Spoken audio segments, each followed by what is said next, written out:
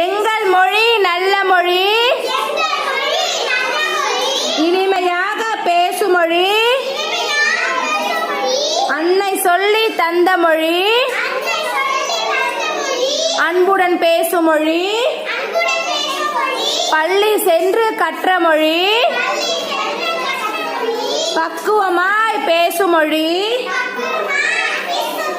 நண்பர் கூடி பழகுமொழி,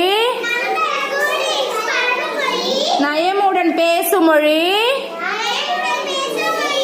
நாள்தோறும் உதவும் மொழி, நல்ல தமிழ் எங்க மொழி,